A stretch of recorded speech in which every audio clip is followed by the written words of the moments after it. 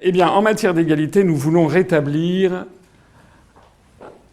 de la justice sociale en France et de l'égalité entre les citoyens parce que, depuis un certain temps, les grands idéaux républicains ont été perdus de vue, même si on les couvre d'éloges constamment. Il y en a qui ont la bouche tout le temps les valeurs républicaines, mais en fait, dans la pratique, ça n'est plus le cas. D'abord, le rétablissement des grands services publics à la française. Nous mettrons un coup d'arrêt immédiat à toutes les procédures de privatisation rampantes, exigées, comme vous le savez, pour l'essentiel, pour la quasi-totalité, par la Commission européenne et par notre appartenance à l'Union européenne. Nous mettrons par exemple un terme immédiat au projet Hercule, à EDF.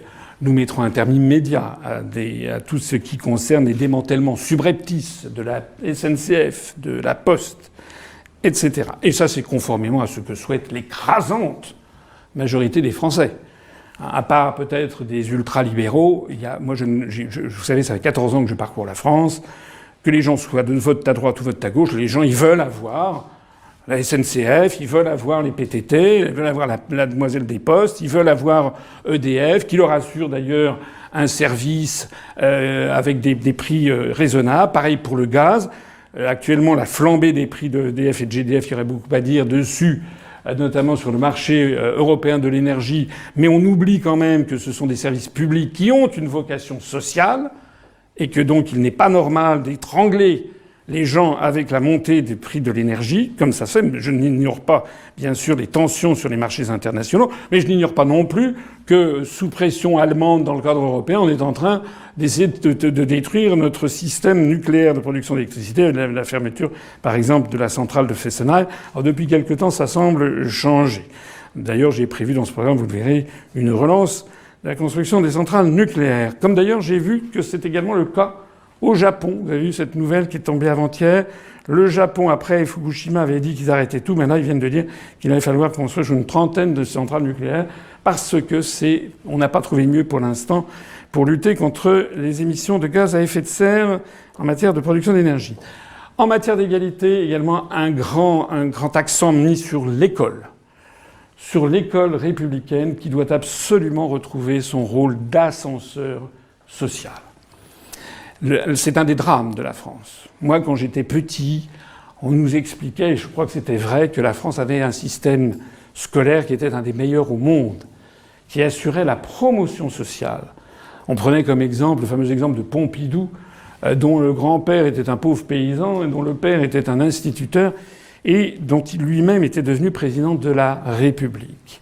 Et ça, cet idéal républicain, je suis personnellement très attaché, parce que c'est un peu mon cas, j'étais un petit peu dans la même situation que Pompidou, c'est quelque chose qui doit absolument être remis en avant, notamment vis-à-vis des classes populaires, vis-à-vis aussi des Français ou des non-Français issus de l'immigration récente.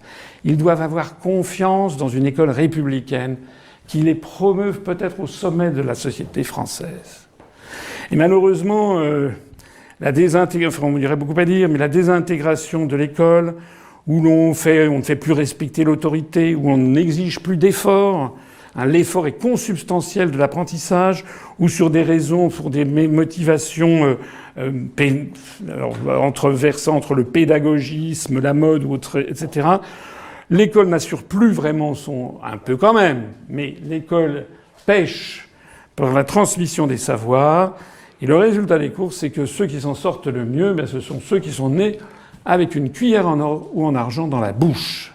On voit se développer dans toute la société française des phénomènes de népotisme, où c'est le fils, la fille, etc., qui arrivent à avoir telle fonction. Ça se voit partout, dans tous les milieux, que ce soit dans les milieux politiques. Ce n'est pas mon cas, moi, personne de ma famille. Mais combien voit-on de fils d'archevêques en politique? Combien en voit-on également dans la chanson? Peut-être dans le journalisme. Combien en voit-on aussi à la tête de certaines entreprises? Ça, c'est pas bien. Ça fait une société figée. Et il faut introduire de la fluidité. En matière d'égalité, le troisième point essentiel de notre programme, c'est la justice fiscale pour les particuliers et pour les entreprises. Parmi les originalités de ce programme, nous essaierons d'imposer un impôt sur le revenu pour tout le monde. alors peut-être pas pour les personnes en dessous, qui sont en état de pauvreté, mais pour des gens modestes, devront acquitter un impôt sur le revenu, comme c'est le cas dans tous les pays du monde. Puisqu'en France, il y a plus de 50% des gens qui ne payent pas l'impôt sur le revenu. Alors évidemment, il y aura des tranches faibles pour les personnes qui ont des faibles revenus. Ça pourrait être symbolique, quelque chose comme 30 € par an. Mais pour participer à l'effort national. Et en revanche, nous rétablirons la justice fiscale parce que nous diminuerons la TVA sur des produits de première nécessité. Parce qu'il n'y a rien de plus injuste pour les catégories populaires que de ne pas payer d'impôt sur le revenu qui est progressif en fonction des revenus, mais en revanche de payer la même TVA que quelqu'un qui est milliardaire.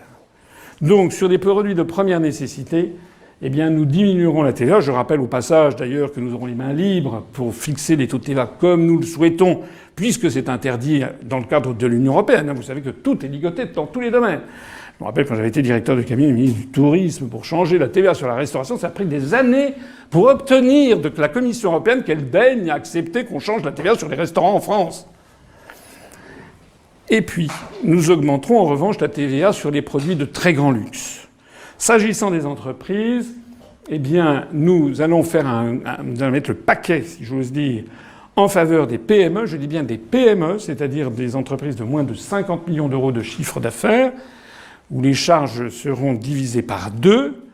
En revanche, je vous l'ai dit tout à l'heure, nous supprimerons le CICE pour les très grandes entreprises. Et puis, nous procéderons, du fait que nous serons sortis de l'Union européenne, eh bien, nous procéderons à un strict contrôle des mouvements de capitaux qui permettra de lutter contre l'évasion fiscale qui représente des dizaines de milliards d'euros de pertes pour l'État. Ah, évidemment, je suis d'accord que ce programme n'est pas forcément pour plaire aux plus grandes fortunes de France. J'en conviens. Qui d'ailleurs détiennent des médias. J'en conviens aussi. Mais le problème de la France, il est là.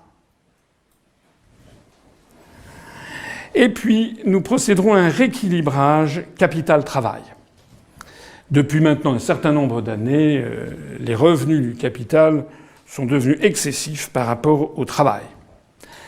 Donc nous ferons une augmentation du SMIC, c'est pas nouveau. Je vois d'ailleurs tous les candidats maintenant proposent l'augmentation du SMIC. Sauf que ce qu'ils ont oublié, c'est que nous sommes dans l'euro et que Madame Christine Lagarde a tiré la sonnette il y a quelque temps pour expliquer qu'il ne fallait pas que les augmentations de salaire soient supérieures à l'inflation pour la viabilité de l'euro. C'est-à-dire que les projets de tel ou tel candidat qui veut rester dans l'euro mais qui promet des augmentations phénoménales de salaire seront, à peine ce candidat serait-il élu, qu'il ferait le pèlerinage à Francfort à la BCE et reviendrait la queue entre les jambes pour expliquer qu'il ne peut pas faire les augmentations de salaire qu'il a promis. Nous, si, puisque justement on sort de ces étaux, je vous ai dit que l'objectif, c'est de redonner des marges de manœuvre au gouvernement. Donc nous avons prévu une augmentation du SMIC substantielle de 24% sur les 5 ans, c'est-à-dire une moyenne de 4,4% par an en taux composé. Ça ne sera pas forcément linéaire, mais il y a absolument besoin de redonner du pouvoir d'achat aux catégories modestes de la population. Alors ça fera d'ailleurs une augmentation par transitivité, enfin par contagion. Les gens qui sont situés au-dessus de l'échelle des salaires eux-mêmes verront leurs moyens augmenter.